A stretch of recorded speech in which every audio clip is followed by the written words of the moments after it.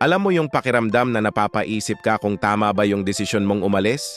Na baka nga mahina ka lang talaga, lalo na kung fresh grad ka, dami mong maririnig na payo, tiisin mo lang yan. Huwag kang susuko. Ganyan talaga sa umpisa. Paulit-ulit na parang sirang plaka. Pero may tanong ako sa'yo, hanggang kailan ka dapat magtiis? Hanggang sa mawalan ka na ng gana sa buhay?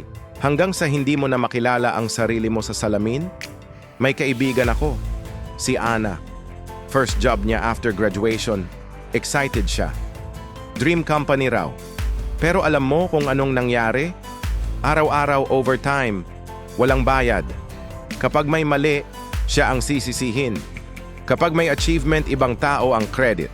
6 months siyang nagtiis. Araw-araw umuuwing umiiyak. Hanggang sa one day, nag-decide siyang mag-resign. Alam mo kung anong sinabi ng boss niya? Mahina ka lang talaga. Hindi ka pang corporate world. Pero alam mo kung ano ang totoo? Hindi siya mahina.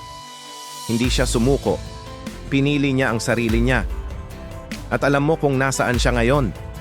Sa company na nagbibigay ng tamang sahod, may work-life balance, at higit sa lahat, may respeto sa mga empleyado. Kasi ganito ang katotohanan, hindi lahat ng laban ay worth it.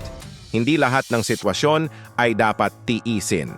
Minsan, ang tunay na tapang ay nasa pagpili ng sarili mo. Isipin mo, kung may kaibigan kang nasa toxic relationship, sasabihin mo bang, tiis lang?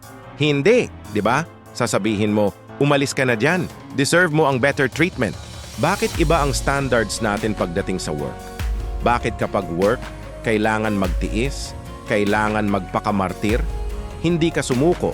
Pinili mo lang ang sarili mo at wala kang dapat ikahiya doon.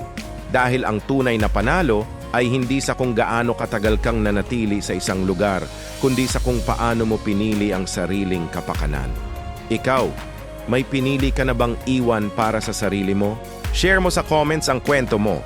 Baka may makabasa na kailangan marinig to ngayon. At kung gusto mo pa ng ganitong content na nagbibigay ng perspective sa buhay ng fresh grad, i-follow mo ang Aftergrad PH.